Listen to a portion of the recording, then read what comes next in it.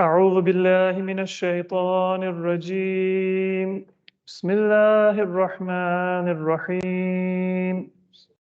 الحمد لله رب العالمين، بارئ الخلائق أجمعين. الصلاة والسلام على أشرف الأنبياء والمرسلين، المبعوث رحمة للعالمين، شفيع المذنبين وحبيب قلوب الصادقين، سيدنا ومولانا أبي القاسم محمد. اللهم صل على محمد وآل محمد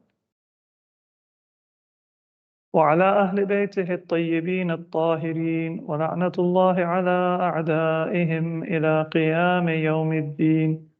رب اشرح لي صدري ويسر لي أمري واحلل عقدة من لساني يفقه قولي، أما بعد.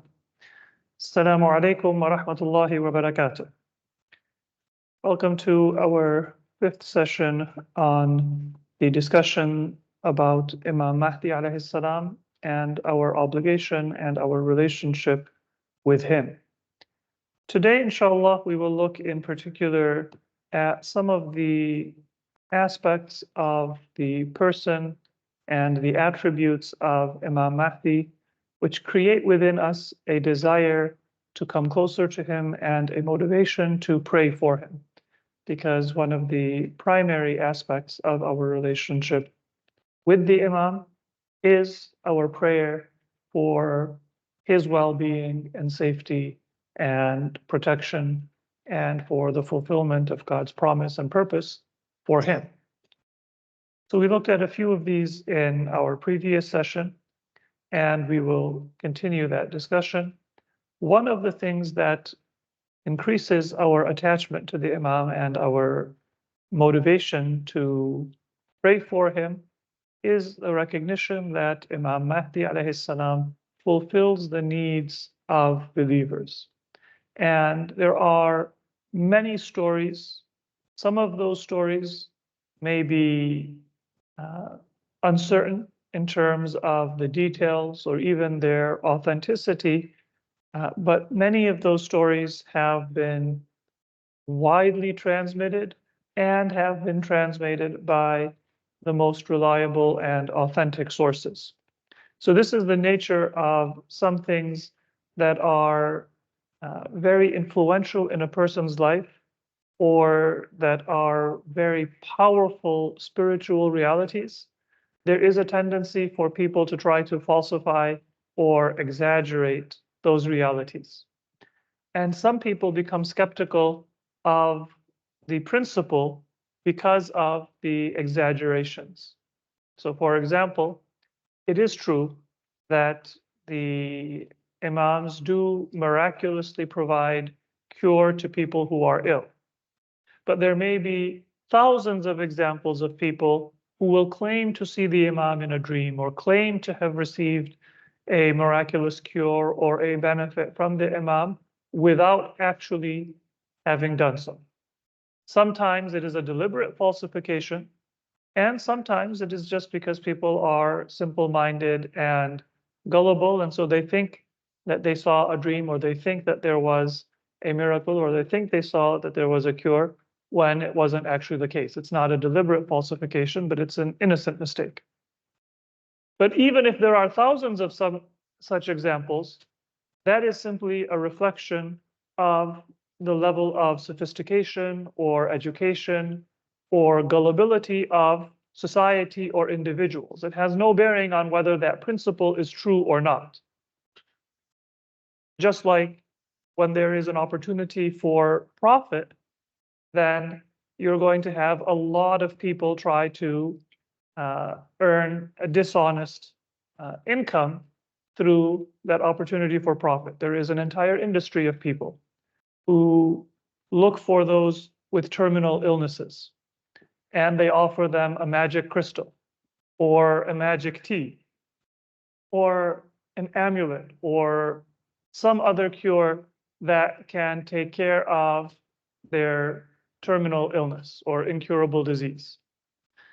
And if a society is, say, well regulated with a government, or sophisticated and educated, there is less scope for those people to earn a dishonest income by preying on people with a desperate sickness.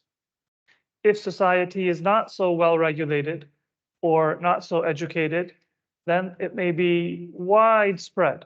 You may have thousands of people with every kind of dishonest claim. But in neither case does that mean that medicine and legitimate treatment is invalid. Two different societies. In one, majority of people who are offering treatment are qualified. And there's very few people who are able to fool others and earn a dishonest income because of the nature of society. In another society, because of widespread ignorance, many people are earning a dishonest income, and there's only maybe a very small number who are offering real treatment. Does either one affect whether there is truth to the science of medicine and pharmacy and means of treatment? No. That's just a reflection of the nature of society.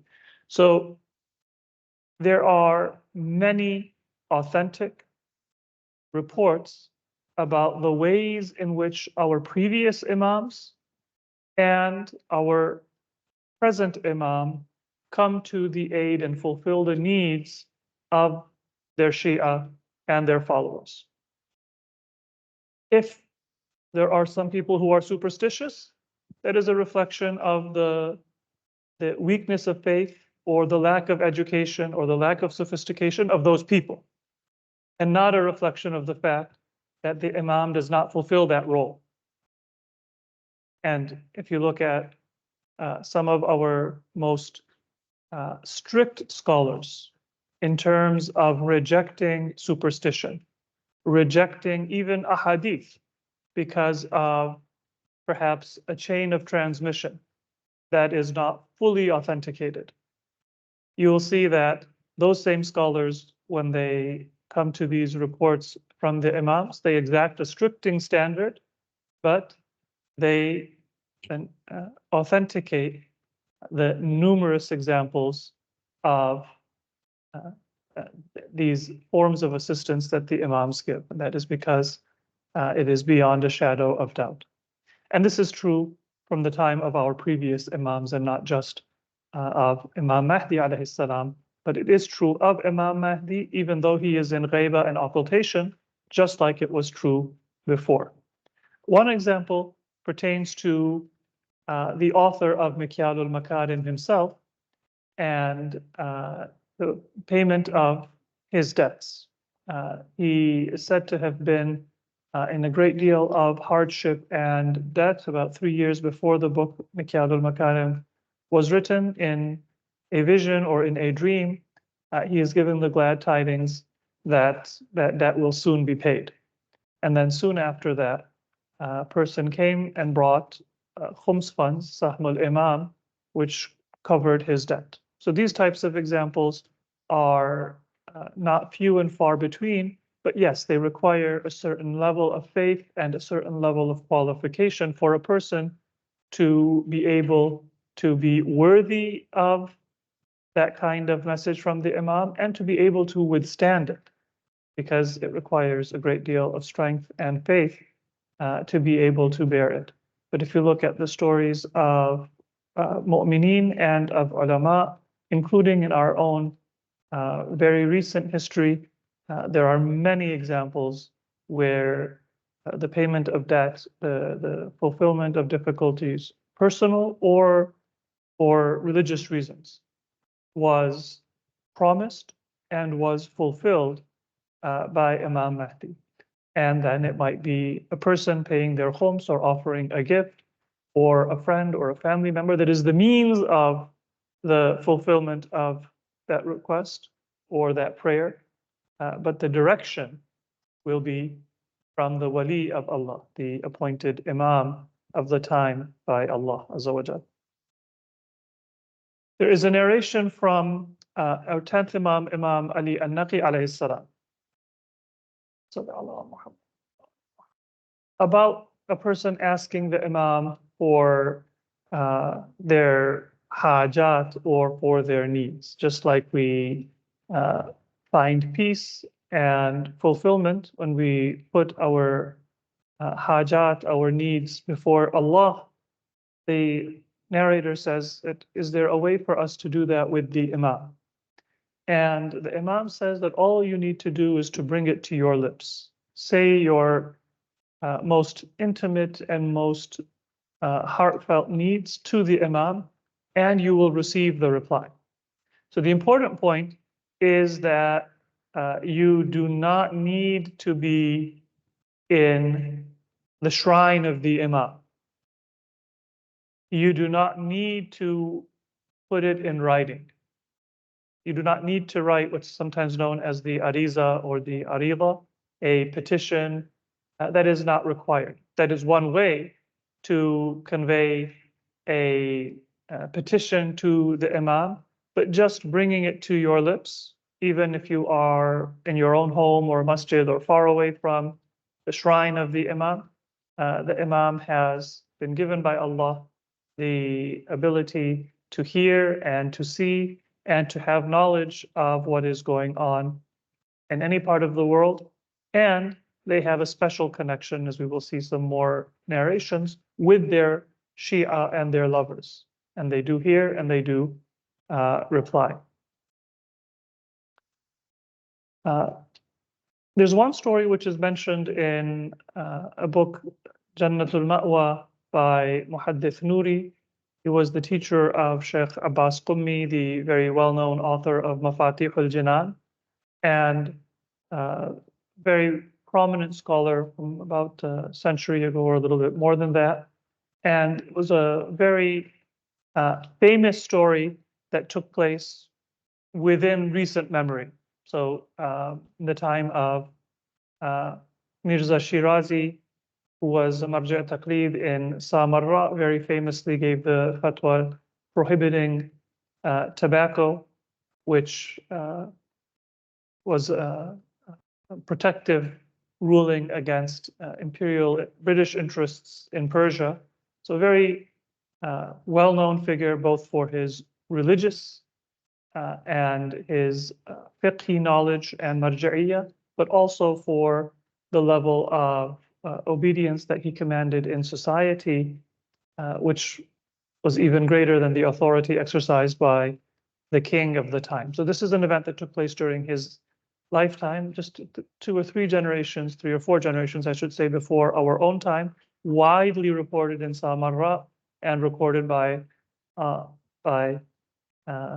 very diligent authors. Poetry was composed about it. So this is an example of the events that we're not talking about a rumor or a dream, but something that took place in public. A person came to Samarra who, through sickness, had lost their ability to speak and to hear. And they wrote down on the wall of the shrine in Samarra for people to pray for them. And with great devotion and tears, they prayed and the people prayed, and they were miraculously cured. And that was witnessed by Mirza Shirazi and by his companions and students, recorded and widely disseminated. The details of that story you can read in Mikyad al-Makarim. The Imams have also narrated that they attend the funerals of their devoted Shia. And this is true before even the Imam of our time. Many of you have heard the story of a representative of Imam Musa Kadhim who was bringing khums from Nishabur. And he had questions from the Shia. So at that time, people used to send their questions because Nishabur was thousands of kilometers away from Medina. So he had 70 pages of questions and a great deal of khums and other gifts and maybe wasiya or wills people had made to give something to the Imam. So it would have been, and he would have come with a pilgrimage caravan or a trade caravan. So there would have been, maybe the equivalent today of millions of dollars of merchandise and gold coins, silver coins, and so on that the person was bringing for trade and also to convey to the Imam. And there was one old lady. She had some very small, insignificant money that she had saved up, maybe a dirham's worth, and some cloth that she had woven herself, which was a very, homespun, very modest. But she gave it to the representative and said, "Inna Allah la yastahi min al-haq." Allah is not ashamed of what is true. And with that quotation from the Quran, she gave that to the representative. And he brought it to Medina. And he says that Imam Musa Kazim, he answered all of those questions without even looking at the paper on which they were written. The Imam answered the questions, and then out of all of the wealth that was given, considerable wealth, he only asked for and took that very insignificant donation given by that believing lady, because it was given with sincerity. It was the only one that was worthy of being received by the Imam. And that's a reminder to us that when we give something in the way of Allah, we are not doing a favor to Allah or to the Imam or to an Islamic cause. Allah is doing a favor. The Imam is doing a favor to us by receiving and accepting or considering our donation worthy of acceptance, worthy of being used in the way of Allah. So then the Imam said to the agent, the representative, that this lady is going to die after 19 days, and presumably 19 days after your return to Nishabur. The Imam gave the shroud and some materials to be used in her funeral, and the Imam said that I will be there. And the others did not recognize, but because the Imam had promised this person he was looking for, and he said that I saw the Imam in that funeral. The Imam lived in Medina, and Nishabur is in Khorasan, thousands of kilometers away or thousands of miles away. And Imam Musa Kazim alayhi salam, he attended. Our Imams, they do come and attend to their Shia in life and at their death. And that is a reciprocal relationship. So if we are honoring our Imam, remembering him, praying for him, then he is not going to leave us without reciprocating that at our time of need. So there's many other stories, and we won't take more time now, but they are a good reminder for us, and they are to uplift us. One point that I do want to make when it comes to fulfilling needs, sometimes people think that, well, if this person was cured of blindness or cured of sickness or other issues, then how come it's not more famous? How come so many thousands of people come and are not cured?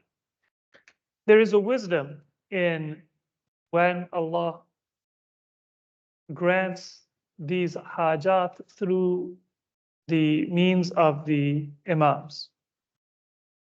Allah does not want people to approach him for the wrong reasons. So imagine if every believer was always healthy, never got sick, never got poor, never had hardship, then people would want to become believers for that worldly benefit. It wouldn't matter to them whether it is true, whether it is right. And you don't want to have your community of believers, your masjid, filled with people who are looking for the world. That is actually something that can harm the spiritual fabric of your society. And so the reason why Allah manifests these miracles and this honor for the ma'sumin is because it removes doubt and it makes the position of the ma'sum clear. But it is not meant to be a replacement for patience and trials and suffering in life, nor is it meant to be a replacement for medical treatment or research or the normal processes of human life. And that's an important point to remember. In fact, we have stories, for example, where sometimes a person would come to an imam and rather than have that miracle fulfilled at the hand of the imam, Allah will manifest that cure at the hands of a pious believer or an alim. And of course, the rank of the imam is greater than any non-ma'asum, no matter how pious or how much of a scholar they may be. But if Allah wants to show the honor of scholarship or of that individual, then He might manifest that grace through their hands, through their prayer, because the rank of the Imam is already established. Nobody who is a believer doubts that Imam Rida alayhi salam's shrine has been the source of many miracles, or Imam Hussein's shrine, or Imam Ali's shrine has been the source of many miracles. So it might be the case that another person will be the one that manifests that grace, because the point is not to cure everybody who has a test. Life is meant to have tests. The point is to manifest the power of Allah that is not limited to sometimes what we think is normal or is possible, and to do so at the hands of those people that Allah has honored. So remember that, and hopefully that explanation helps us understand that this is a very important part of the role of the Imam, but it has nothing to do with superstition, and it has nothing to do with replacing normal human scholarship and the process of hardship and trial and tribulation that we have in life with some kind of magical cure that works whenever we want. Maybe we can pause for a few minutes before we move on if there are any questions about this aspect of the role of the Imam in fulfilling the needs and the hajat of individuals. We can also show the picture of the Masjid in the city of Molamin in Burma, which is the city where that person who was cured hailed from. Any questions on this? Sure, go ahead. Brother Amir. Yes, Assalamu alaikum. My question is just a clarification. Asking Imam about your needs, does that contradict Iyaka Nasta'in? And is Imams our wasila in the direction from blessing coming from Allah, or they're also a wasila in our asking Allah? That's a good question, and very briefly, if I have a flat tire and I say, hey, can you help me change my flat tire? That's not shirk, because I'm not thinking that you are a partner to God. God cannot help me, and you are helping me. And it doesn't even need to be mentioned that if I say, hey, can you help me change my flat tire? What I mean is that you can be of assistance by the power given to you by Allah. So just like we don't even have a doubt in our material life, we go and we take medicine when we are sick, we go and get advice from somebody when we don't know something, we get help from somebody when we're not physically capable of doing something alone. The same is true of the spiritual world. Just like Allah gave somebody power to help me change a tire, Allah gave some people power to cure a disease, or even in the case of Prophet Isa alayhi salam and our Imams, to bring somebody back to life from death. In principle, that's no different from your ability to help me jumpstart my car. You have power given to you by Allah and knowledge given to you by Allah, where you know which cable to attach where. If I do it, I might do it backwards, but you know how to do it. And similarly, the person who is curing my sickness, that knowledge and that power is given to by Allah. Just like for you, it's very obvious how to bake a cake, whereas somebody with no knowledge of cooking might think that that's magic. Or the Imam, it's just as simple to take care of those needs, even though for me, I'm, wow, that's so miraculous. Maybe they're God. No, that's no more indicative of Godhead than knowing how to change a tire or jumpstart a car or bake a cake is indicative of Godhead. Divinity means that you are uh, infinite in your knowledge and in your good. So it's a common question, but the question comes because people, they assume that performing these miraculous acts means that somebody is superhuman or that somebody is God. And that is because many religions and many societies have cheapened what it means to be God into being a magician. God is not a magician. God is the creator and sustainer of heaven and earth.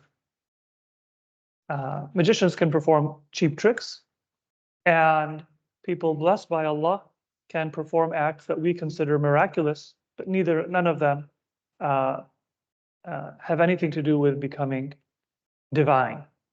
Now, when it comes to the wasila, that any good that comes to us from Allah as the creator and the sustainer and the source, Khaliq and the Rabb and the source, but it comes to us through the Imams and the Imam of our time and the Imam of every time for every people. And therefore, you ask Allah, and the adab of our du'as teaches us to ask Allah. But as long as you have that knowledge and the belief that every power given to the Imam is given by Allah, there is nothing wrong with presenting your haja and your need to the Imam. So whether the Imam is in occultation like today, or whether the Imam was present, I can go to the Imam if I were alive in the time of Imam Musa Kadhim, and I could say, "Oh Imam, I am in debt. Can you help me? Oh Imam, I have an incurable disease. Can you help me?" And if the Imam of our time is in occultation, that's no different, because the hearing of the Imam does not depend on physical proximity for us to say that now he's in occultation, so it's not possible anymore. I hope that answers the question. Yeah, I I have a think few more we'll questions leave in it person, this and then we can see if there's any more online. Good.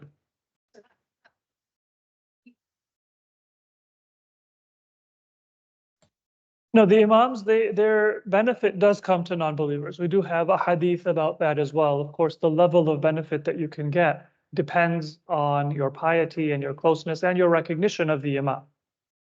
But it is not exclusive.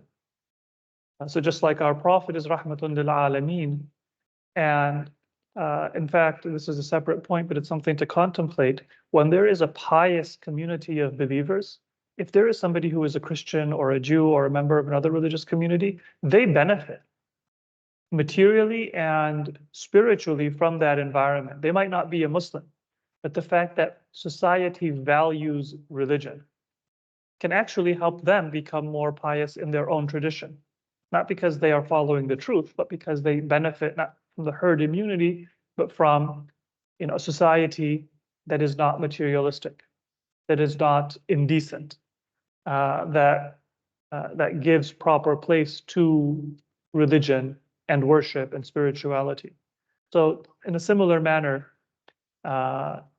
even a non-believer, a non-follower of Ahlul Bayt, or a non-Muslim, does benefit from the Imams, but their benefit is limited because of their own limitations of knowledge or piety.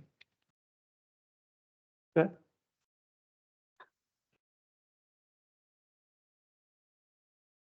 I have to understand some of the health, the Imam making someone who is fit healthy, or the kind of what we view as miraculous thing, as I think you said, kind of being an important part of the Imam's role, and also being one of the ways that we can understand their role, like one feature of that role, but not that we think okay, I have gone to the Imam and I don't have to go to the doctor now because the Imam will fix my health problem everything.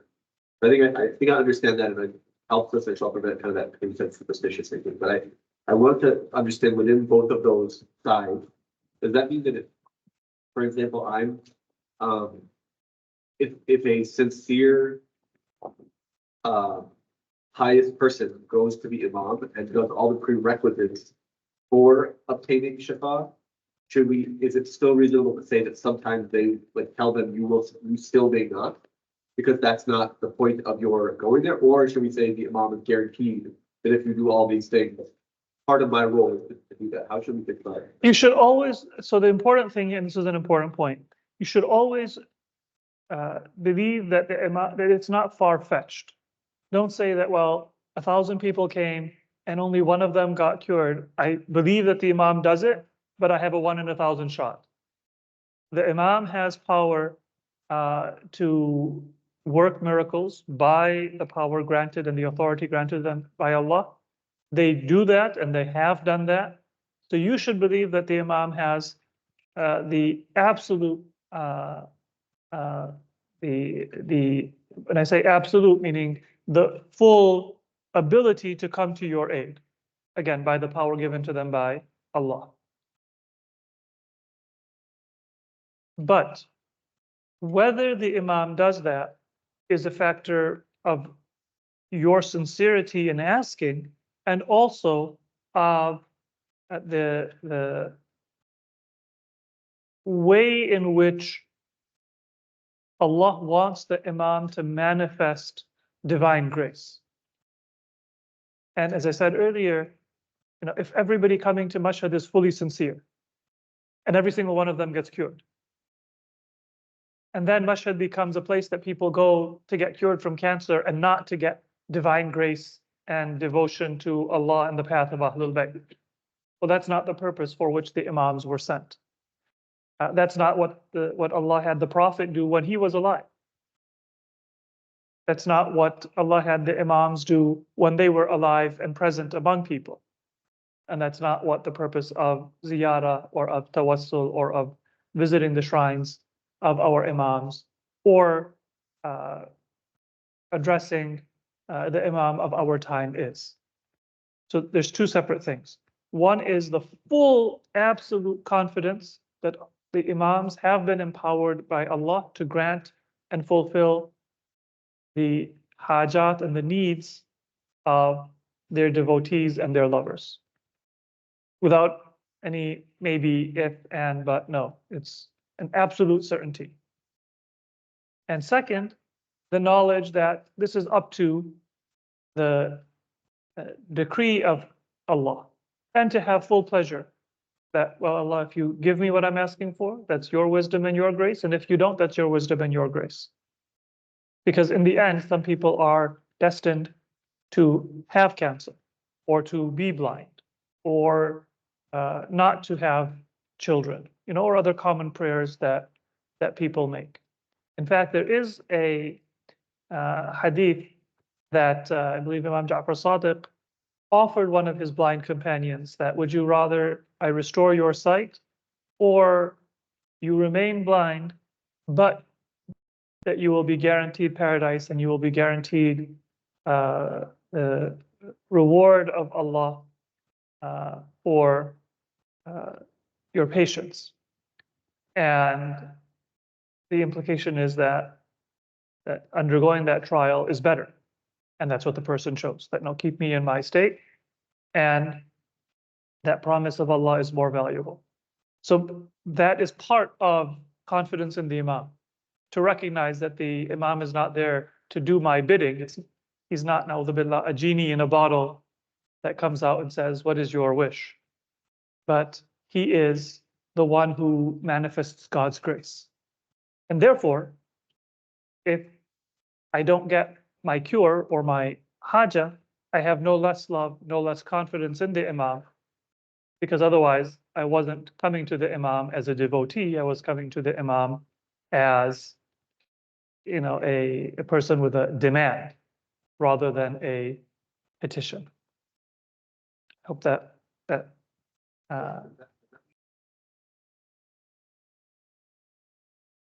function of in every respect. But think of that kind of result the same way we do with dua, which is Yeah, so the function of the Imam is a means for God to fulfill our du'as. So our petition to the Imam is no different in essence from our petition to Allah.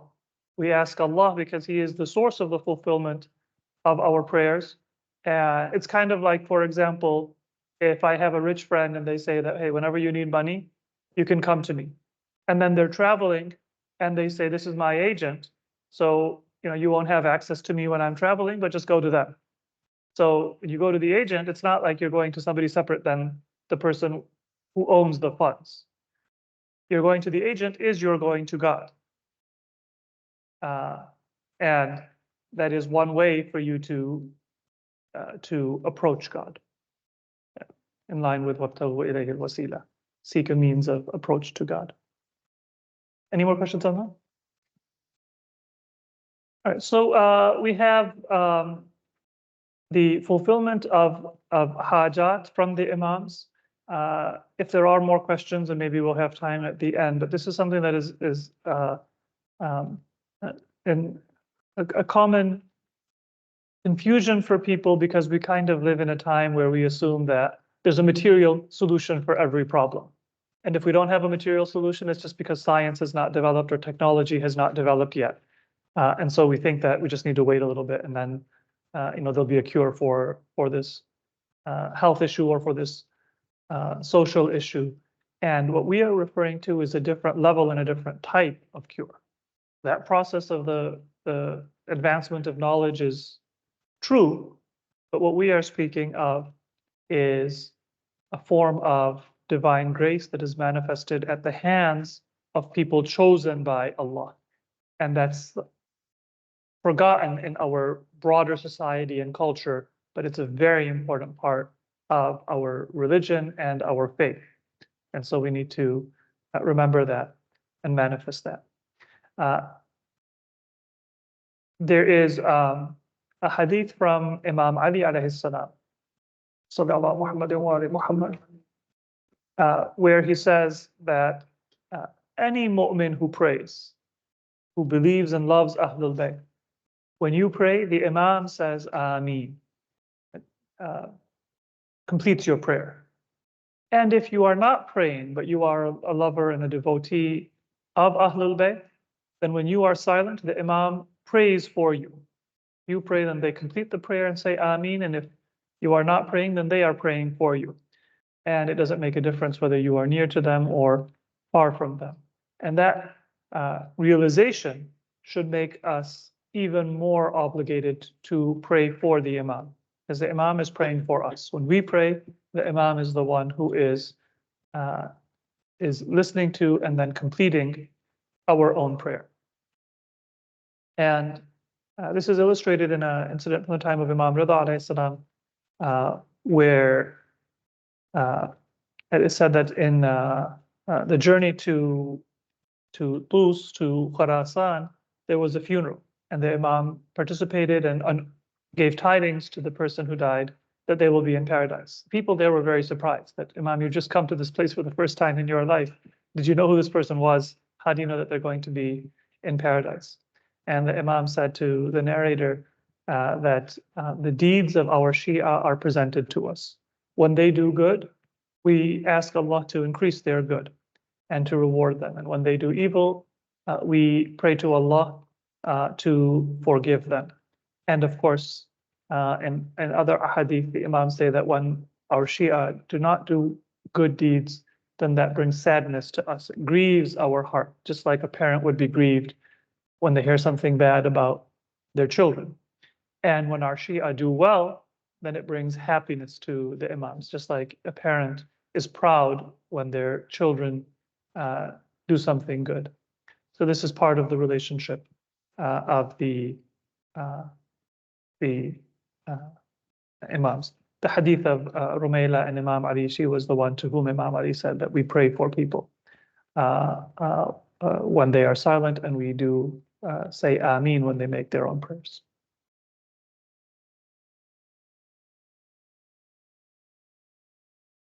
So the Imam for us is a source of succor, assistance, help, relief. In Ziyarat Ali Yasin, one of the salutations we give to Imam Mahdi, one of the ways that we pray for Imam Mahdi and we greet him is we say, Assalamu alayka ayyuhal alamul mansur. Peace be with you, O flag raised aloft. Wal ilmul masbub, and knowledge that is poured down from a divine source. Wal ghawthu wal rahmatul wasi'ah, and the source of ghawth, like rain on a dry land, and expansive mercy, wa'dan ghayra makdhub, a promise which is not to be denied and belied. As one example of the Imam even helping people who are not Shia, there is an indirect benefit, but there are also direct benefits. Mikyal al-Makarim, and you can read the details in the book. The reference is mentioned on the slide, volume 1, page 90. There was a person named Yaqut who was not Shia, but came from a Shia family. His mother was Shia, and had told him that we believe in an Imam. If you call him, you say, Ya Aba Salih, then he comes to the assistance of those people who are in desperate circumstances, if they're stranded, for example, alone in an unsafe place. And so although he was not Shia, but he remembered that message from his mom, and he called on Imam Mahdi and he was saved. And then that became a source for him to become a follower of Ahlul Bayt. So these are some of the attributes of Imam Mahdi. Now, there's one important point mentioned in Mikyal, which is for us to contemplate the eminence of the personality and the attributes of the Imam. If we see somebody who is of great character and distinction, suffering in circumstances that they don't deserve to be in, then you will feel a special love and sympathy for them. You will try to help them. You will pray for them. And so it's one thing if, there's people who are, sinful and they kind of hang out together and do various things that may be haram or maybe are unworthy of a dignified person. But then if there is somebody very noble who is caught in that bus and everybody else is making noise and a commotion or listening to haram music, for example, you feel sorry for that person, that they are caught in that terrible environment, which is beneath them. And you will help them. And if you're not able to help them, then you will, out of that sympathy, you will pray for them. So that's something that we can relate to the Imam of our time. The Imam is not just a noble person caught with slightly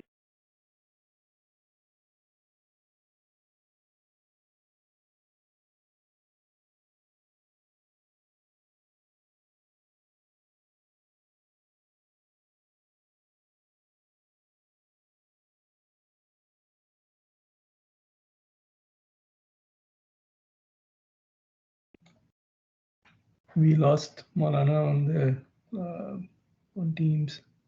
Yeah, just give us a second, please. Okay, thanks.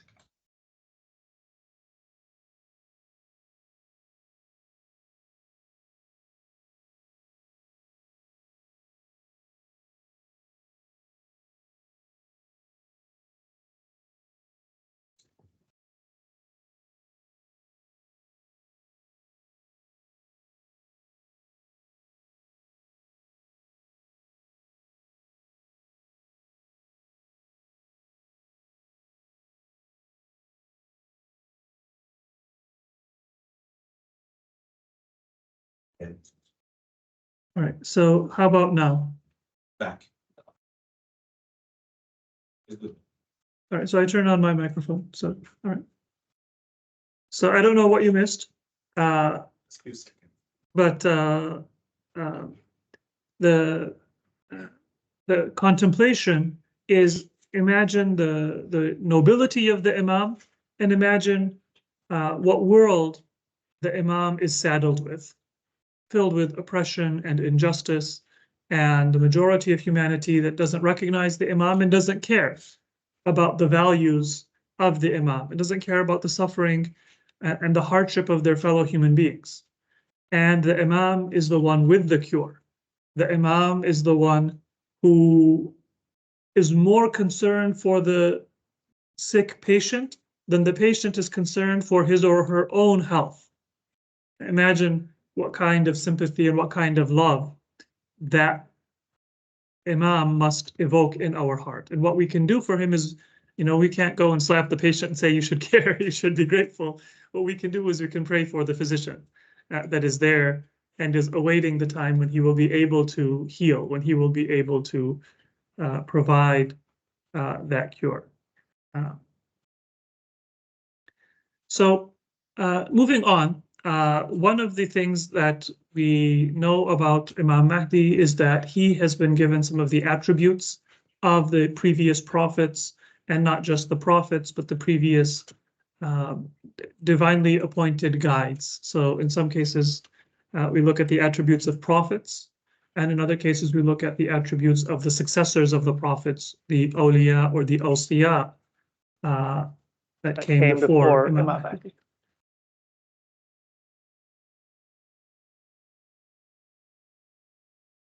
So let me just do a quick mic check. Can you still hear my voice? All right. Apologies for the technical difficulties. But looking at the attributes of the previous prophets and awsiya of the prophets, we find that in some cases in the Quran and in other cases in ahadith, there is mention that ghaiba, concealment or occultation, is not exclusive to the Imam of our time.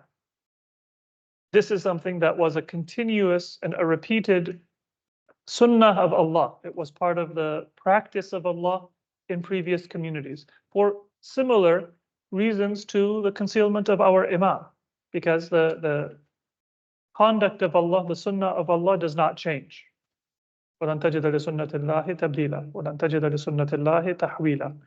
And that continues, that the sunnah of Allah is to guide people, and when people rebel and reject, then there is a way that Allah provides protection to his prophet or to the successor of the prophet. And one of those ways in previous historical periods and in our time is through a temporary concealment of the divine proof, the hujjah. So this is true of Prophet Ilyas. According to narrations, his ghaiba was for 7 years. It's true of Prophet Idris. In both of these cases, the people wanted to kill the prophet, and Allah commanded them to go into concealment. It was true of Prophet Yusuf, who was concealed in the well, and then in Egypt, and then in prison when he was in danger. So those different successive periods were a form of ghaiba. It was true of Prophet Sulaiman. It was true of Asaf ibn Barkhia, who is referred to in the Quran as الَّذِي عِنْدَهُ عِلْمٌ مِّنَ الْكِتَابِ. According to narrations, he was the wasi of Prophet Sulaiman, just like Imam Ali was the wasi of Prophet Muhammad sallallahu alaihi wa alihi. Asaf ibn Barkhia was the wasi of Prophet Sulaiman. Sometimes you'll see that spelled in English Asif, Asif. The proper pronunciation is Asa, but it's the same person. Also, Khidr or Khadir and Dhul Qarnayn, both figures mentioned in the Quran, although the name of Khidr is not mentioned, but his story is mentioned in the context of his meeting with Prophet Musa alayhi salam. So all of these people, they had a concealment of different durations, but with some of the same reasons and wisdom of the concealment of Imam Mahdi. Prophet Ibrahim alayhi salam himself, in Surah Maryam, the Quran says that Prophet Ibrahim said to his people, وَأَعْتَزِلُكُمْ وَمَا تَدْعُونَ مِن دُونِ اللَّهِ, that I will step aside from you and what you worship other than Allah. So, وَأَعْتَزِلُكُمْ is a form of self-isolation or concealment, because society was worshiping false gods and it was not possible for Prophet Ibrahim to preach at that time to affect positive change. So under the inspiration and the command of Allah, he did i'tizal. He isolated himself from society for a temporary period.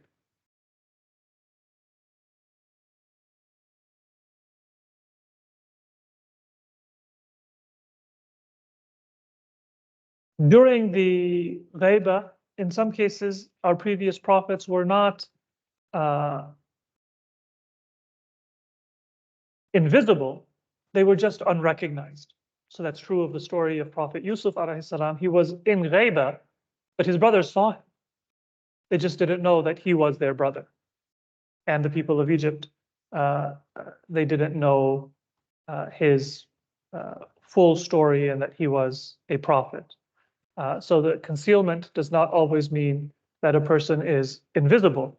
It might simply be that he is unrecognized. And another aspect of the ghaiba during the previous prophets was that there was a hardship for the believers. So in the time of Prophet Idris, in the time of Prophet Musa, the Quran mentions that Fir'aun would kill the newborn sons and would enslave the women and oppress Bani Israel. So hardship for the Shia, Shia is not exclusive to our time. Every prophet who had a mission had followers, and they were the Shia of that prophet. And they had opponents, and they were the enemies and the unbelievers of their time. So in the time of every prophet and their occultation, the Shia of that prophet had hardships. And there is a hadith from Imam Ja'far al-Sadiq alayhi salam that in the time of the ghaiba of Imam Mahdi, وَرَأَيْتَ الْمُؤْمِنَ مَحْزُونًا مُحْتَقَرًا ذَلِيلًا, that you will find that the believers are sad, that they are kind of condescended to, looked down on, that they will be demeaned. That is the test of the believers in the occultation of the Imam. One of the other traits of the previous occultations of prophets that our Imam will have is that he will have two concealments, two occultations. And this is true of Prophet Musa alayhi salam. He also had two occultations. In the case of Prophet Musa alayhi salam, the first occultation was the longer one. So when he had an absence or a ghaiba from Egypt, according to narrations, that lasted for 28 years. And then the second ghaiba of Prophet Musa was for 40 days, فَتَمَّ مِيقَاتُ رَبِّهِ 40 لَيْلَةً, when he went for the promised meeting with Allah, and he was supposed to be gone for a month, and then Allah extended it by 10 days, and it was a 40-day concealment during which the Bani Israel went back to polytheism because of the extension of the concealment of Prophet Musa alayhi salam. So you similarly have not one ghaiba, but multiple ghaibas, and that's true of our Imam as well. And then, although the concealment of our Imam is a long period, centuries, but he will return according to narrations, and these are narrations, by the way, found in Sunni and in Shi'i sources, even though the non-Shi'i sources don't give the detail of the ghaiba and the birth of the Imam, but they do also mention that he will come back in the form of a young man.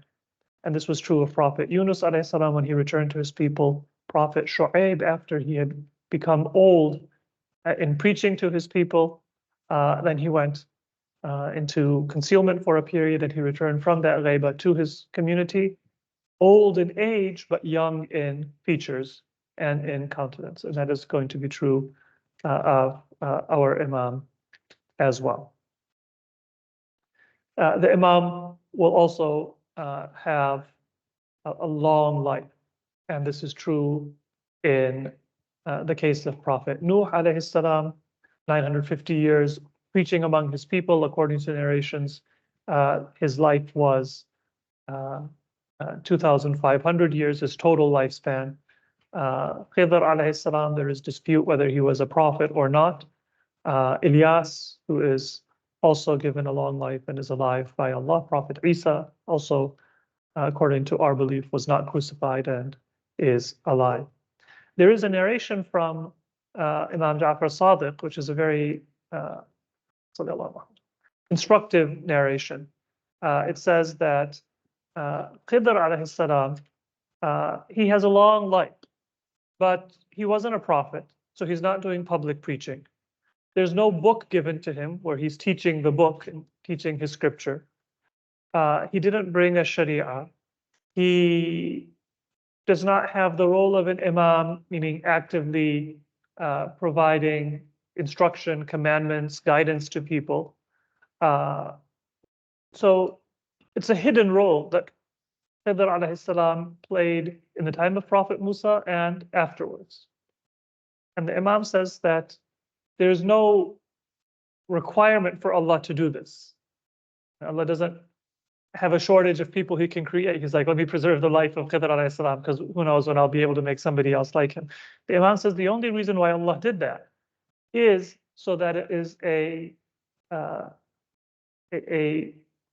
an argument to demonstrate to people that they should not think it's far-fetched for Imam Mahdi to have a long life.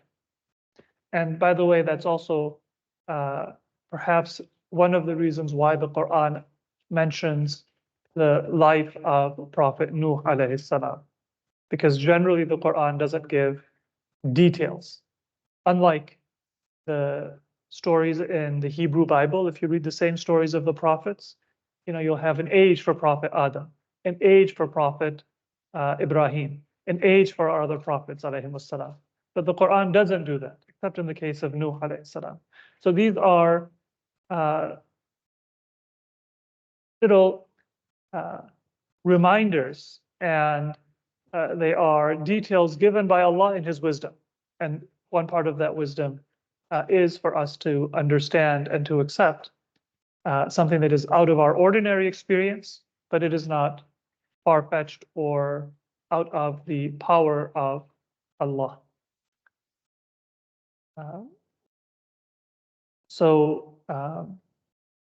By the way, for Khidr alayhi salam, Khadir or Khidr, both vocalizations are correct. His story, his long life is not mentioned in the Quran. His story is mentioned, but there are narrations in both Sunni and Shi'i sources, and scholars, even from non-Shi'i schools of thought, have affirmed that he is alive and that he was granted that long life by Allah. So it's not something that is exclusive to followers of Ahlul Bayt, and that's why it's an argument against those who may say it's far-fetched for Imam Mahdi to be given a long life. This isn't the only instance or the first time that Allah has done that. So continuing with the similarities between Imam Mahdi and the previous prophets and divinely appointed authorities, he was given his imamat, his divinely appointed authority, in childhood. Imam Mahdi, according to some narrations, was 5 years of age, and in other narrations 4 years of age, when Imam Hassan al-Askari alayhi salam was martyred, and he assumed the office of imamat. But he was not the first imam to assume imamat in childhood. Imam Muhammad Taqi and Imam Ali Naqi alayhim as-salam before him had also assumed imamat in their childhood. And there were prophets who were given authority and prophethood in childhood. Prophet Isa alayhi salam's example is very well known and mentioned in the Quran explicitly. Prophet Yahya, also Prophet Sulaiman.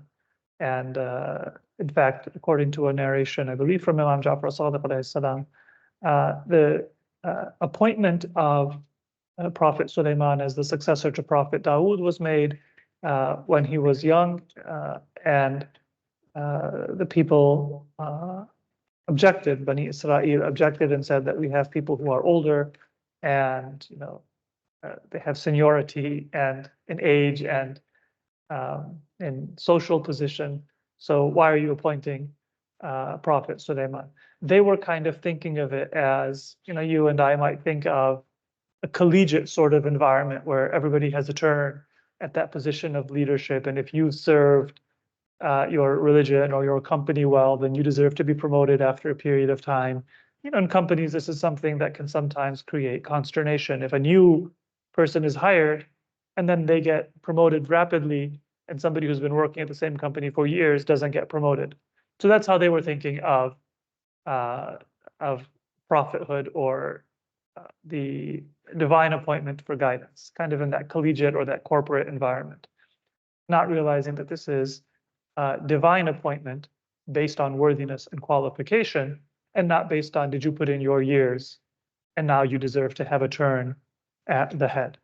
And this is perhaps one reason why Allah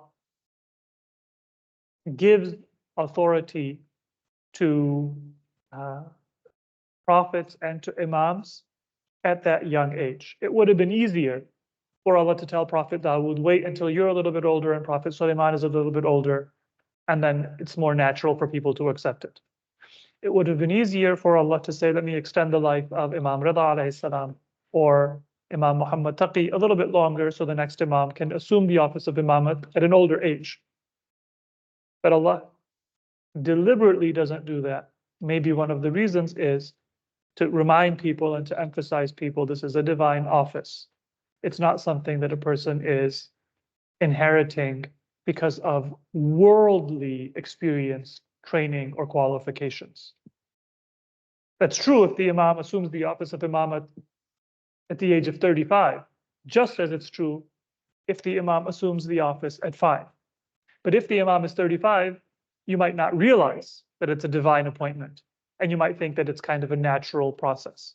Whereas if the Imam assumes the office at the age of 5, there's no way that you can avoid confronting the reality that this is something extraordinary and not just a normal kind of collegiate process that is being followed. And that's a wisdom and a blessing of Allah to make us realize and confront something that we might otherwise ignore. The Imam also possesses the miracles of prophets. And according to a hadith of Imam Ja'far Sadiq alayhi salam, Imam Mahdi will possess all of the miracles that were given to the previous prophets in order to complete God's proof over the enemies. So he will actually have the staff of Prophet Musa alayhi salam.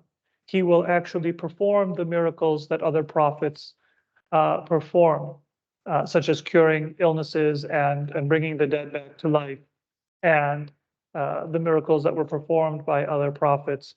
And that is the way that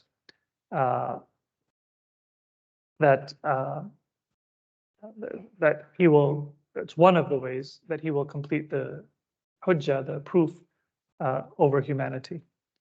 And there are advanced tidings about his appearance, which is zuhur, the reappearance of the Imam. This is true of previous prophets.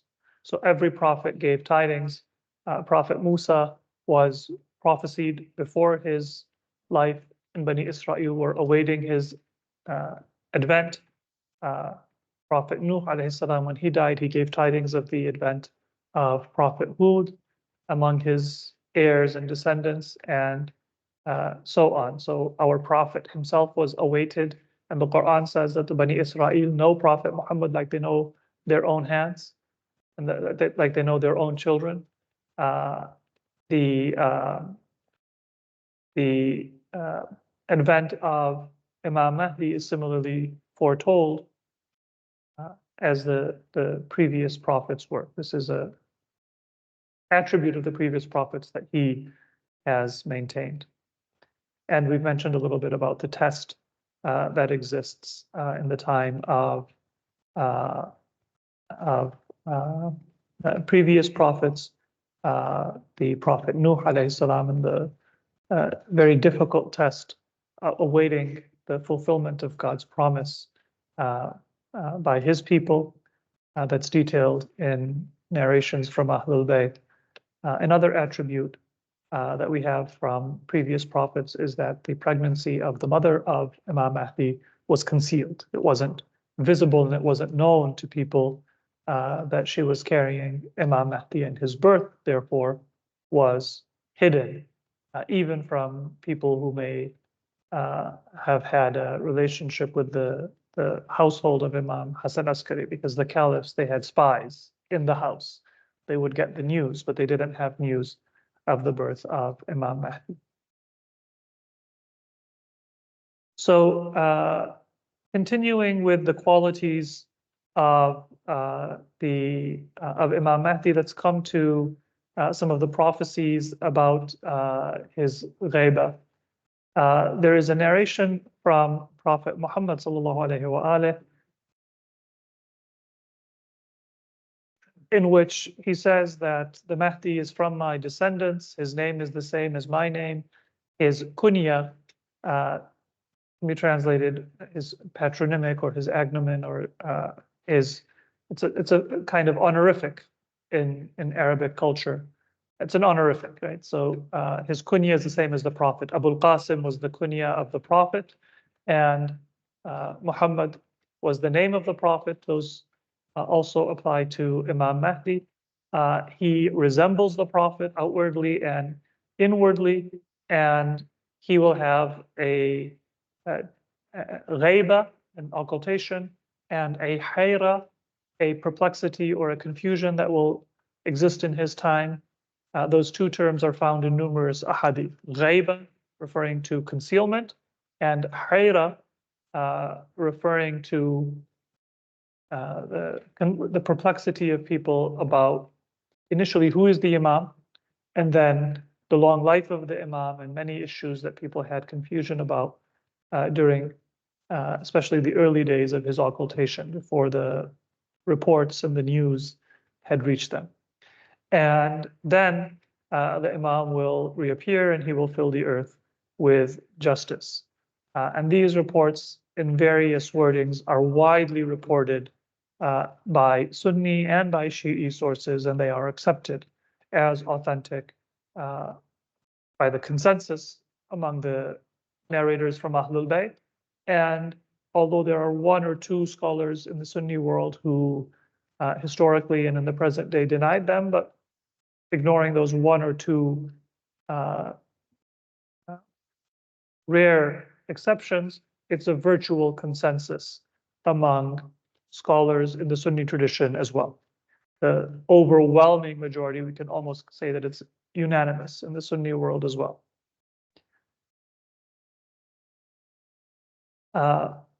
So looking at the prophecies, there is a very famous narration from Asbagh ibn Nubata, one of the companions of Imam Ali.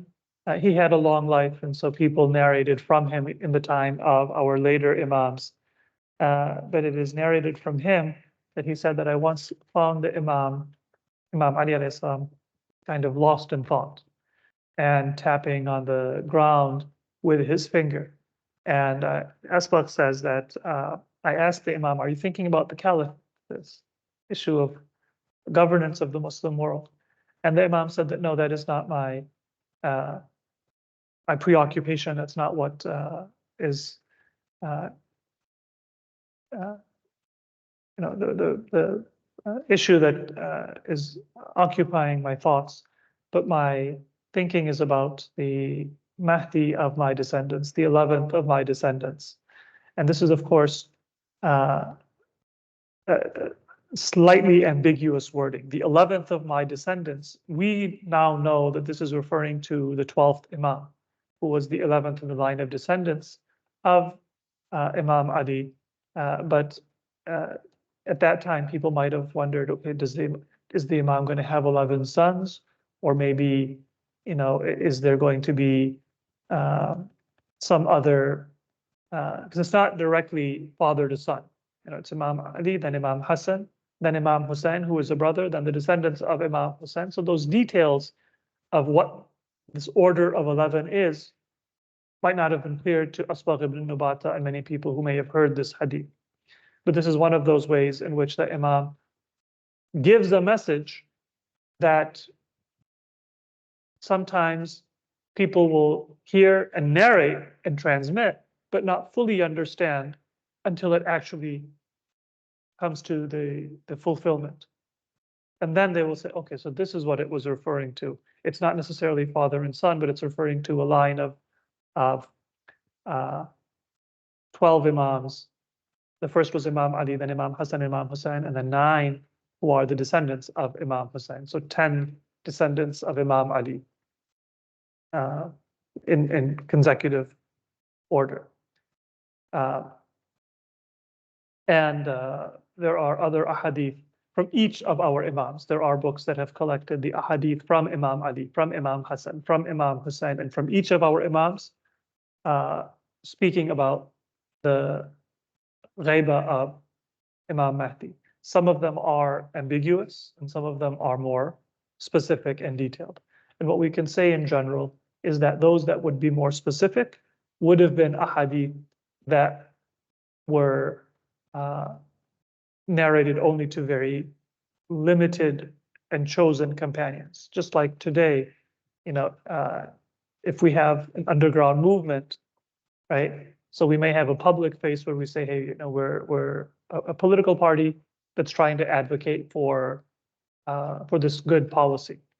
But then people I trust, I might say that we're not just a political party. We have, certain other aspects to our teaching, and only people who are trusted will know all of the details of our finances or our organizational structure or other aspects. So today we see all of these ahadith and we don't know which ones are which.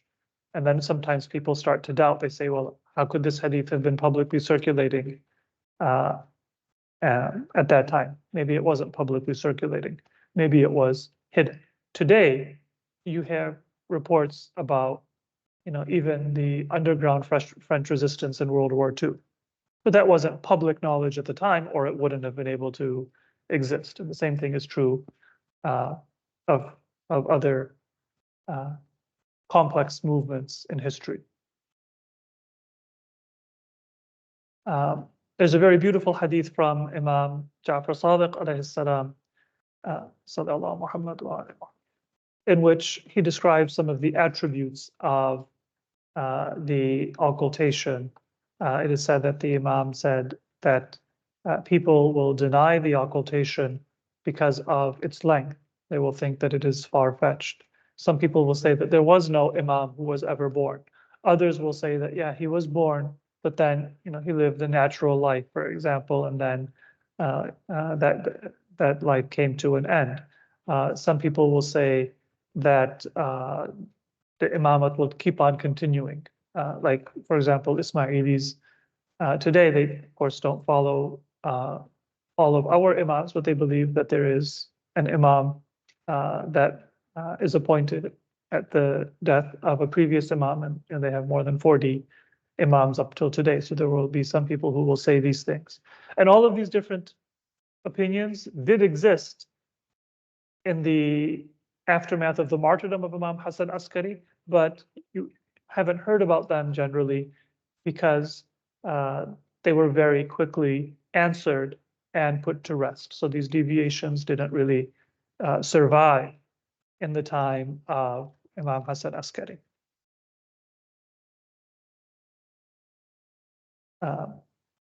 Coming to the prophecies that we have about Imam Mahdi, there are a number of prophecies speaking of 2 occultations. Some of these prophecies come from Imam Ja'far as-Sadiq alayhi salam. And that's important because when people hear these prophecies, it's human nature to then want to see it fulfilled. So if I tell you, for example, this is going to happen, then the first thing that you're going to do is you're going to maybe think that, when something similar occurs, you're like, this is probably what they were referring to. And so when Imam Ja'far Sadiq would have said this, then people would have looked for the first time where there was two occultations. And when did that happen? It happened in the time of Imam Musa Kadhim alayhi salam, because he was imprisoned multiple times, but two main forms or times when he was imprisoned and inaccessible, and therefore in a ghaiba from his people.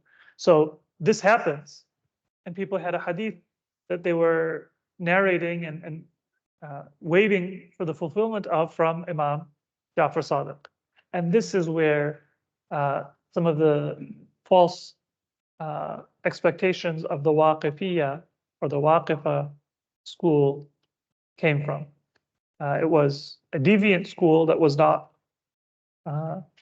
initiated in good faith. It was initiated with ulterior motives, but they utilized some of the ahadith that existed, and they were authentic hadith from the previous Imams and from Imam Ja'far Sadiq, including that the Mahdi will have two occultations. They said, well, look, Imam Musa Kadhim had two occultations. Now remember, at that time, the word occultation did not have the full understanding that you and I have of it because of the fuller teachings of our later Imams and then the experience in history. So just like in the case of Prophet Yusuf, or in the case of Prophet Musa alayhi salam, exile is a form of occultation, of ghaiba. Imprisonment is a form of ghaiba or concealment. Imam Mahdi is not in exile and he is not in prison, but people might have thought that that could be an example of what Imam Ja'far Sadiq was referring to. And this is also the wisdom of Allah and the mercy of Allah. You might wonder, how can a deviant sect that misguided people at the time of Imam Musa Kadhim's martyrdom be a mercy of Allah? Well, one thing that historical event does is it makes it impossible for anyone to say that these ahadith of ghaiba were invented because Imam Hassan Askari died without a child. Some people say that the Shia were faced with a crisis. Oh my God, we were telling people there's going to be an Imam until God fulfills his promise and until the day of judgment. Our 11th Imam died. Na'udhu billah, there's a dead end. What's going to happen? Oh, let's make up a story about an occultation. People might assume that, they might say that, people have written that, but when did Imam Musa Kadhim die? 57 years before the occultation in the year 183. And therefore, sorry, not 57 years, 77 years before the occultation. So full lifespan, almost 80 years. During that period, in some ways, it was the true Shia who were kind of on the back foot. Because imagine the Waqifiyya were saying that you have these ahadith, where's the occultation? We're telling you that these ahadith are there, we're right. But the Shia never denied those ahadith, because they were narrated from Imam Ja'far Sadiq. So basically, the true Shia of the Imams, of Imam Ali Rida, Imam Muhammad Taqi, Imam Ali Naqi, Imam Hassan Askari, they're kind of on the back foot that yes, these ahadith are there. The Imam is going to have two occultations. You're saying it's referring to Imam Musa Kadhim, but that's not right. This is not the fulfillment of that promise.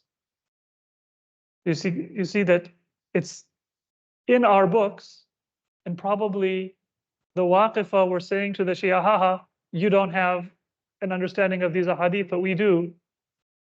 And it might seem like Allah is putting the believers in a difficult position. It's a test, but it's a mercy. Because then when the actual true fulfillment of those ahadith comes, nobody can say, you're making it up. You're just trying to explain away a crisis by making a story. And historically, if you look, it's very interesting that the Waqifa went strong, not only during the time of Imam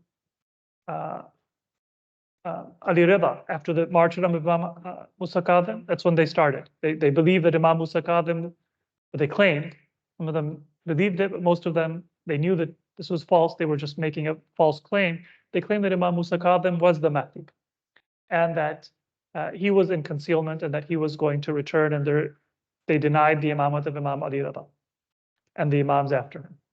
They went strong, and they had followers and wealth and influence. But after the death of Imam Hassan Askari in the Ghaiba, you almost don't hear anything about them. It's almost as if that was one of the ways that Allah wanted the ahadith of Ghaiba to spread.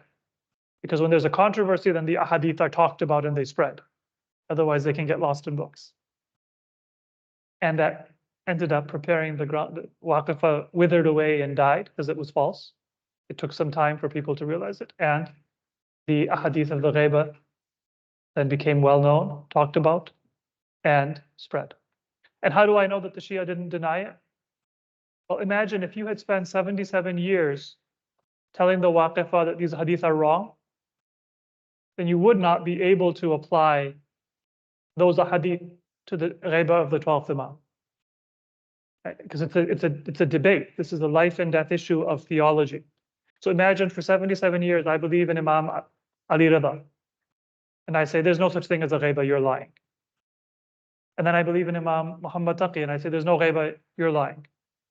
And then I believe in Imam Ali Naqi, and I say, there's no such thing as a Ghaiba, you're lying. And I believe in Imam Hassan Askari, and I say, there's no such thing as a Ghaiba, because the Waqifis are using those ahadith continuously to prove their point. So imagine if the Shia then, after several Imams and several generations of denying those ahadith, now were to say, oh, these ahadith apply to Imam Mahdi. The Waqifa would be saying that, wait a minute, you don't get to do that because you don't believe in these ahadith. But why did they not do that? Why did the Waqifis not have a winning card? Why did they wither away and die? Because the Shia didn't deny the ahadith. They just told the Waqifis that you're wrong about applying them to Imam Musa Kadhim. Imam Musa Kadhim was not the one that they were referring to. And when the true ta'wil and application of those ahadith came, you can't do that if you spent 77 years denying the authenticity of the hadith. They applied it to the Imam. So it's a very beautiful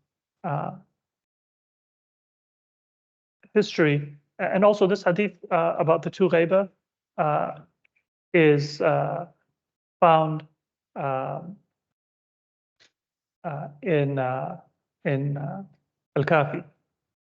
And the author of al-Kafi, Kulaini, he died in either the year 328 or 329, which was the end of the lesser occultation of Ghaibat al-Sughra. So that's also something very unique, that we have a source that mentions the two occultations before the second occultation had begun. Of course, even before Al-Kafi and even before the birth of Imam Mahdi, these ahadith were circulating. But this book was published and circulated and taught before the second occultation. And it mentions those two occultations. And part of why that was possible was because of that fitna, that deviation of the Waqifa, who emphasized some of the attributes spoken about for the Mahdi, applying it to Imam Musa Kadhim. That was done in bad faith, but it brought the conversation out into the open for the Shia. And then when the conversation is out in the open, their false teachings could also be answered in society. So that brings us just about to a conclusion. We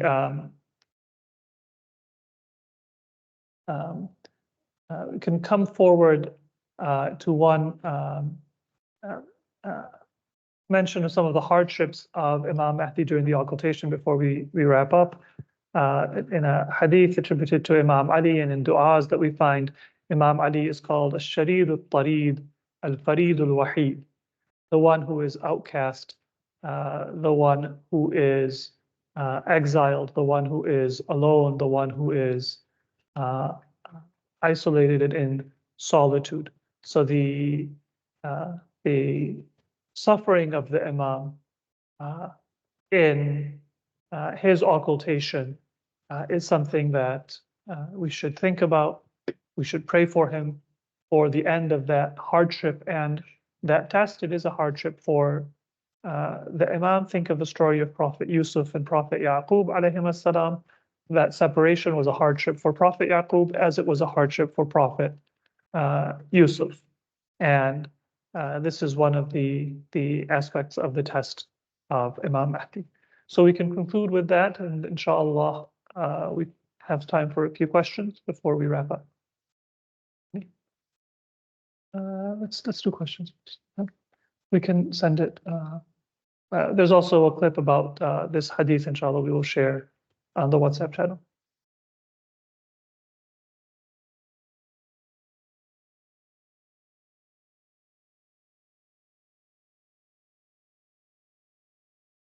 Brother Amir, you can go ahead.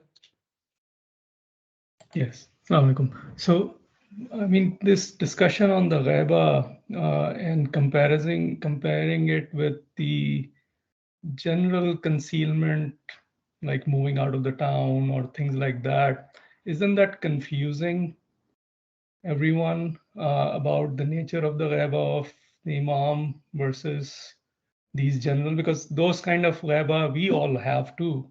We leave town, we go away from home.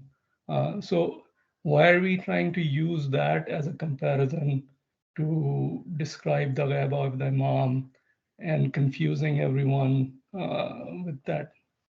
Because it's more closer to Hazrat Isa's ghaiba rather than the other prophets. There's a similarity to all of them. So the ghaiba of our Imam also, it's not purely a supernatural event or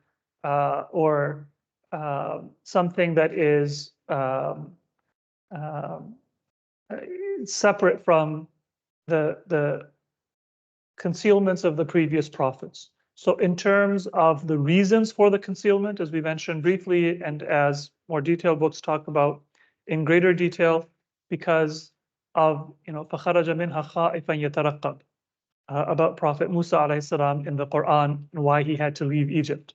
Well, that applies exactly to Imam Mahdi. So the reason for the consultation, for the concealment, as well as for the mechanism by which Allah protects the Imam in his concealment, is similar to the mechanisms that existed for the previous prophets. So Prophet Yusuf alayhi salam had supernatural protection in the well. Otherwise, normally a person would have died in the bottom of the well of starvation or of other circumstances. So it might seem very different, like the concealment of Imam Mahdi is similar to the concealment of Prophet Isa, but not to the other prophets. But in reality, both in terms of the cause and in terms of the way in which Allah is preserving them, there is a parallel. Those parallels are mentioned by a hadith of the Imams. And so it's not us or our scholars who are drawing the parallel, but it was the Imams themselves who drew that parallel and said that this is one of the sunan of Allah, one of the practices of Allah to protect the hujjah of the time when there is a need. The final reason for this concealment will not become manifest until the reappearance of the Imam. There is a difference in that the concealment of the Imam is complete, and that his life has been prolonged. But in spite of those differences, which, as you say, is more similar to Prophet Isa, there are other aspects of that concealment that are very similar to other prophets as well. And so we should recognize those similarities as they are mentioned in Ahadith, as well as acknowledging that there are some differences. Does that address the question, or not? Kind of, yeah. But I mean, basically, I mean, there is supernatural, because the longevity is definitely not something that you can compare with any of the other prophets' concealments, even if it was for years. No, you can compare it with Prophet Ilyas and Prophet Shu'aib and Khidr alayhi salam. So there are comparisons, even the longevity. Let me put it this way. What we say is supernatural versus not supernatural is because of our limited horizon. So I think of long life as being supernatural. But imagine that from the perspective of Allah, right? Allah created nature, and He created nature having some very prevalent laws and some maybe hidden laws, where to us it seems supernatural. Imagine, for example, if life expectancy in one area because of disease or whatever reasons is 50, right? There's a polluted river that people are drinking from, and they get various diseases regularly, dysentery, and so they die, at the average age of 50, and somebody lives to the age of 130. Well, 130 is very rare, but we might say, okay, that's natural. What if somebody lives to 200? We would say, okay, that's a little supernatural, because we don't have any examples of it. But that's because of our experience, because of our understanding of natural laws, that if you can avoid the polluted water, you have purified water, you boil your water, you won't get dysentery, so you might have a longer life expectancy. Up to 100 is natural, but 200 is supernatural. That's just because of our limited knowledge and horizon. For Allah, there's no such thing as supernatural. There's no such thing as supernatural. So the long life of Imam Mahdi, or the long life of Khidr, or the long life of Nuh alayhi salam, we think of it maybe as supernatural. Maybe Allah just told Prophet Nuh, you know what? There's this tree root, you have to boil it in water and have it once a day. That's not to deny that Allah preserved his life, but maybe Allah preserved it by giving him knowledge of a natural means that we don't know. Does that make sense? So don't, and this is not just about this question, but about any miracle that comes from the Imams. Remember that the division of actions into natural and supernatural is based on our limited horizon.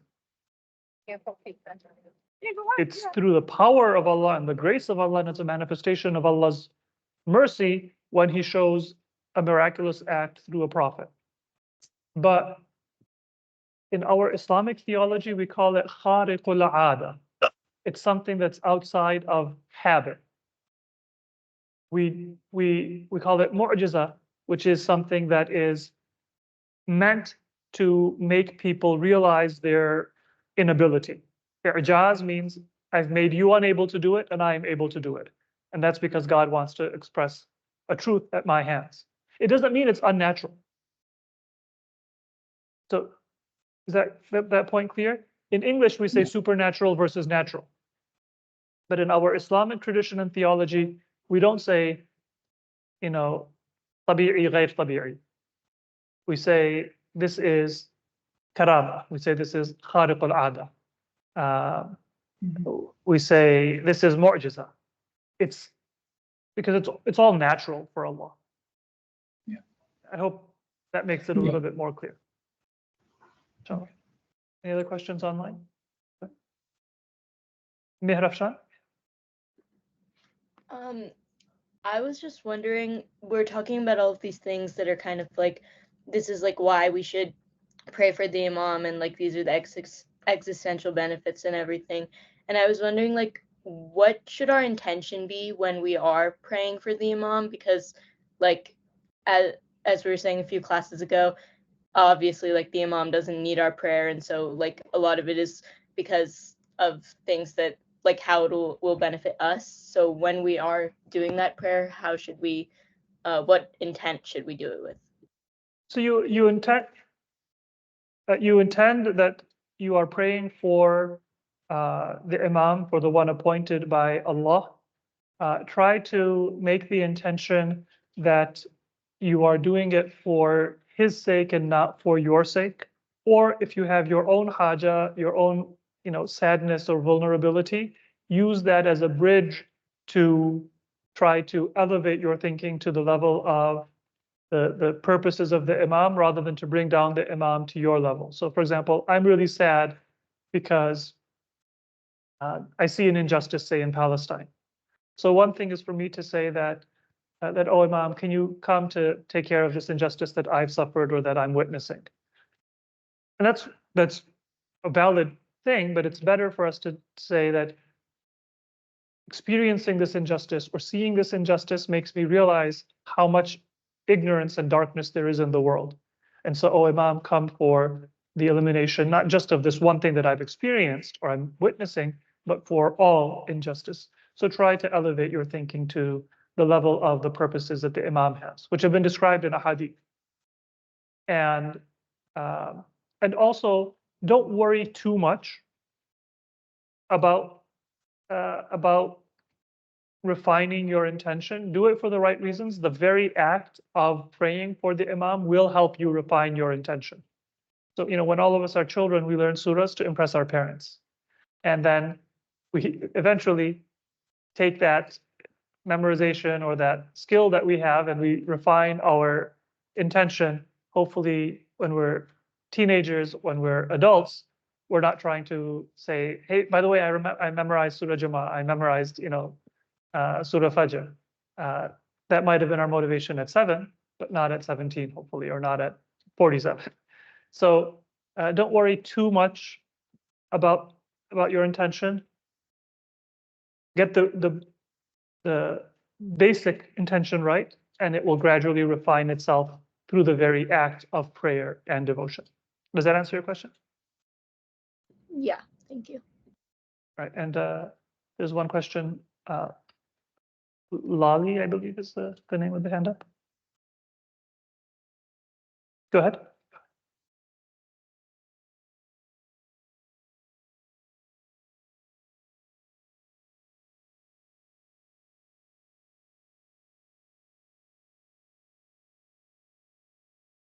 I see a hand up. I don't know if you are able to ask your question. Yes, can you hear me? Go ahead. Assalamu alaikum wa rahmatullah. Alaikum salam. Thank you very much. My question is, why should we insist in one body of human rather than the Allah subhanahu wa ta'ala's will that will carry through generations? The one who is all-knowing, all-powerful, the one who is the owner of the armies of the heavens and earth, the one who is Musabbib al-Asbab, the one who was aware of carrying the seed of prophethood from Hazrat Ibrahim sallallahu alayhi wa alayhi, through generations for thousands of years until Hazrat Muhammad sallallahu alayhi wa alayhi. So why this material body is necessary in order for us to believe that God's subhanahu wa ta'ala's will and presence and Khalifa is present in all times forever, as long as his will is to be fulfilled. Thank you. Sorry, I wasn't able to hear the question. Can you summarize the question? Should I summarize it? Natural causes for it. in the example rather than deciding on the power of God, of the Godhead and the origin. Well, they're the same thing. Because Allah has absolute power, there's no such thing as natural or unnatural. The point is not to emphasize natural causes. The point is to say that when we say that there are supernatural causes, we're implying that there's different levels of power that God has. Is that clear? In other words, when you look at it, so let's say, for example, that I am, an expert physician, right? You come to me with maybe a splinter in your hand, and I take out the splinter. And you come to me with a more complicated procedure, and I'm able to take care of it. And for me, as a non-expert, I think that complicated procedure is, magic. But for you, maybe you do it so frequently that it's just as easy for you as it is easy for me to take out a splinter. In fact, when I take out a splinter, maybe I have to dig because it's difficult for me. I don't have experience. But for you, you do the complicated procedure as easily as I take out a splinter from somebody's hand, or more easily, because you do it every day. Right? So when we think from us, I think this is natural, this is supernatural. This is easy, this is difficult. But for Allah, the very division of acts into natural and supernatural is beneath the understanding of Allah. For me to say why we would focus on natural causes and not say that Allah has absolute power is to forget that there is no such thing as a natural cause. Everything is within the power of Allah. So my point was to say, don't say supernatural. Don't divide things into natural and supernatural. Maybe Allah tells Prophet Nuh, just drink this potion and you'll live a long life, and it's a natural potion. Maybe Allah says that you don't need to do anything. I'll just give you long life without you having to have any dietary restrictions at all. Doesn't make a difference. It's equally easy for Allah. It's equally possible for Allah. In His wisdom, He may do it one way. He may do it another way. If He does it one way, it's not natural. If He does it another way, it's not supernatural, because there's no such thing as natural and supernatural for Allah. Does that answer the question? In fact, this was to emphasize the power of Allah, to say that maybe it's a natural cause. The point is that if it's a natural cause, it doesn't lessen the power of God. I think that if Allah just preserves the life of Prophet Nuh, that's special. But if Allah says, hey, you have to drink this potion, then you'll live a long life, that's a little less impressive. Right? Because I think this is a natural cause that's not as impressive. It's not as magical. That's because I'm a human being, and I think that a natural cause is something less impressive. That natural cause was created by Allah. The magic that the natural cause has is just as much a manifestation of God as the quote unquote, supernatural cause. Another example. You go to the shrine of the Imam and Allah cures you of cancer just like that. That's a miracle of God? Yes. You have cancer, you go to chemotherapy, you have surgery, you have a very long procedure. You say, okay, that's natural. That's just as much a miracle of God as when you go to the shrine. Who created your cells? Who created the ability to discover a cure? Who allowed that process to cure you? But we think, oh, no, he had a long treatment. He suffered. He lost all his hair. That's just natural. This person was cured by the grace of God at the shrine of Imam Hussein. But that is for me to misunderstand the power of God. Right? Because I think this is natural and that's supernatural. That's demeaning to God. What I call natural is just as supernatural as what I call supernatural. Or what I call supernatural is just as natural as what I call supernatural. Why? Because it's all equal to Allah. As the Quran says, you're doubting about the resurrection, but how is the resurrection more far-fetched or more difficult than creating it the first time? If anything, creating it the first time is more difficult, but it's not more difficult because whether the first time or the second time, it's just the same thing for Allah. And that's why sometimes language can be confusing.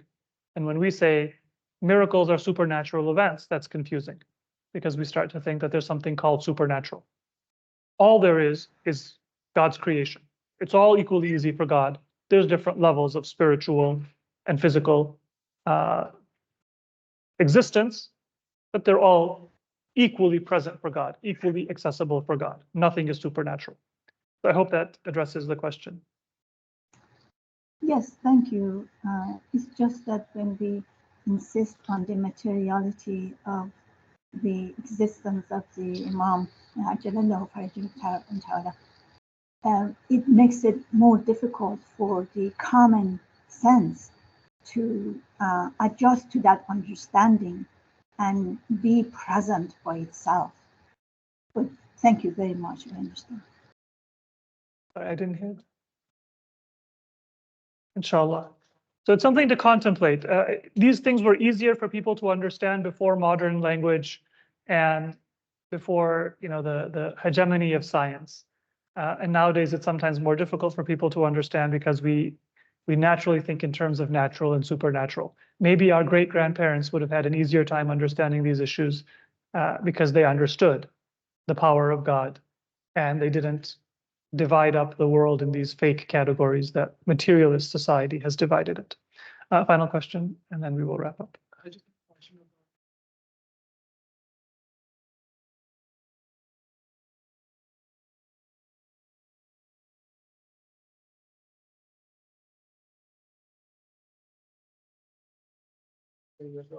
So the question was these hadith that were not widely circulated. How did they survive?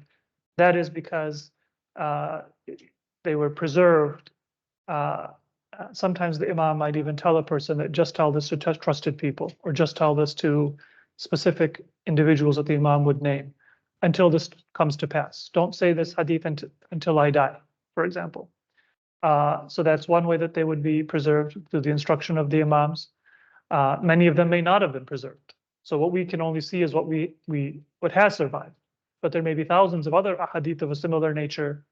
You know, just like I might have some idea of the hidden history of an underground movement, but much of that I don't have any idea of because the records were not able to survive. And how do we verify the authenticity? The reliability of the transmitters, and one report reinforces the other. So when we have wide transmission, the individual details might not be that clear, but they reinforce one another. And so today, for example, we can get a general picture of many events in history, even if some of the records are not well preserved. So the same thing is true of these ahadith about Imam Mahdi. Every individual hadith may not be perfectly preserved, but the multiplicity of ahadith transmitted by reliable sources reinforce one another. So with that, inshallah, we will conclude. Assalamu alaikum wa rahmatullahi wa barakatuh.